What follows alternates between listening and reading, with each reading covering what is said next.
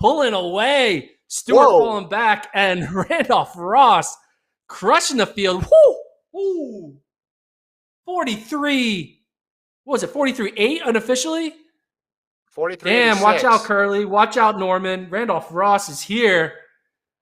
He's just a sophomore outdoor redshirt freshman. Damn, 43-8. What are your thoughts on that, man? I did not see that coming. With all the 400-meter runners throughout the world that have been keyed up, getting ready for the Olympics, and we just see a world lead there from Randolph Ross. Massive PB. We got to look at where that ranks all time. Let's see the 400-meter list here. Obviously, we were in Eugene a couple of years ago for Michael Norman's 43.61, Fred Curley 43.7, and then the next best that I see is a Keaton Bloomfield's 43.94. So that should be the third fastest collegiate time ever. And it was done by Randolph Ross, as you mentioned, a guy who's relatively new to the college scene, right? This is not someone with a ton of experience, not somebody with a ton of experience. I know the COVID year gave people an extra year, but he just put his name on the list for an Olympic spot coming up next week on that same track. Jeez. I did say to you that Ross would be the winner of between the two A&T guys, but I did not think he would be the winner overall, let alone sub 44. Man, that got excited because you know what Williams can do and now you have obviously Curley and Norman. Are you putting Ross on the Olympic team? Gun to your head right now. Are you doing it? Are you putting him on the Olympic team? We've only had 1 minute to digest this performance, but well, you got to digest, man. I need you to tell me your take right away. Yeah. He's in the group, right? And you feel good about Norman. You feel good about Curley.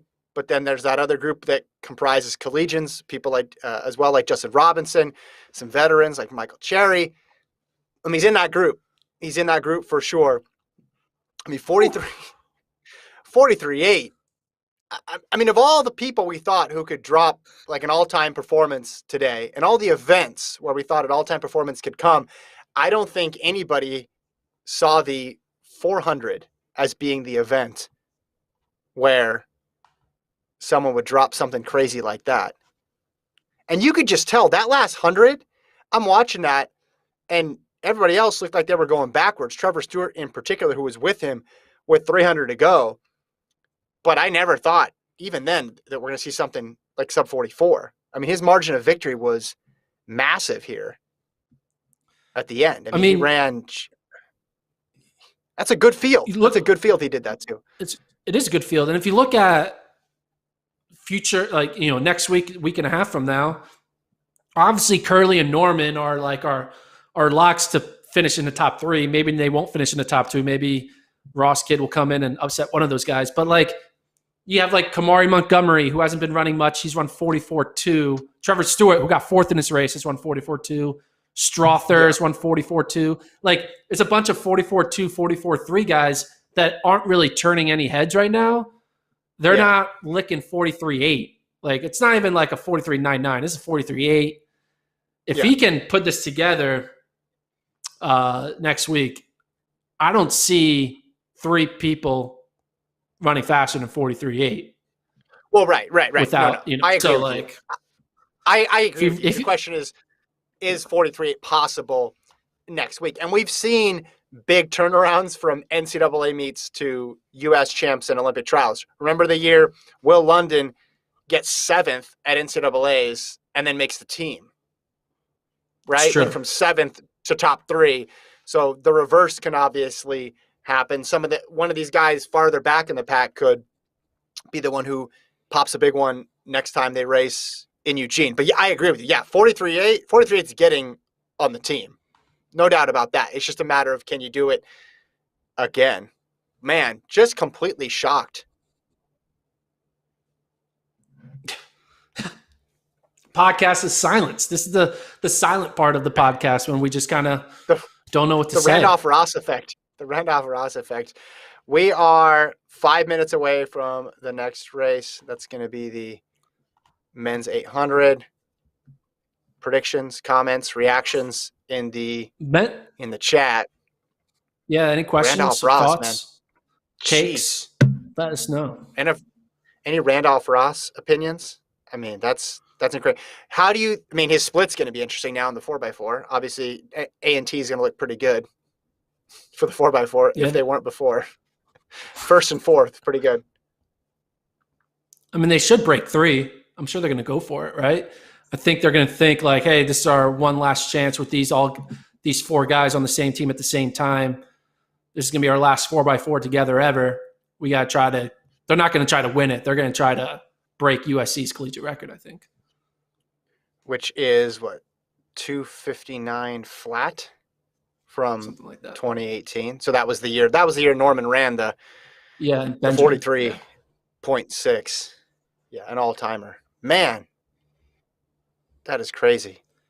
The thing we just like, will this be a flash in the pan performance, or will this be like the next Norman Curley type that we'll have in the mix for the next, few years? Because US 400 right now isn't really deep, right? It's deep 2 guys, right? Curley and Norman. And then everyone else is kind of just like mix and match. But if Ross can become a consistent sub 44 guy / 44-1 guy, then all of a sudden that 400 team is just going to be even harder and harder to make, because I don't see Curley and Norman going away anytime soon the way they're running.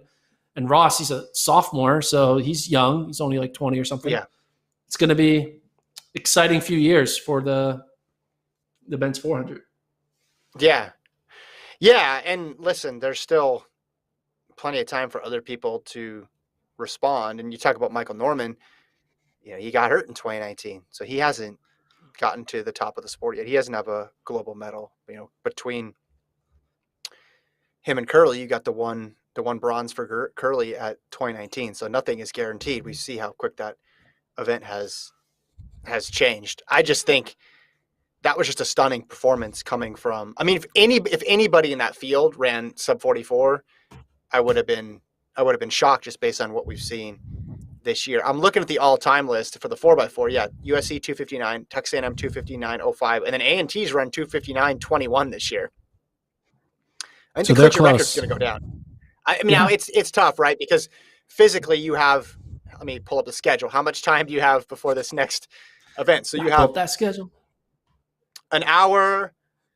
They have an hour and 20 minutes, basically. They had an hour and 20 minutes. Now they're down to an hour and 10 minutes between those 2 races. Now, they've doubled before.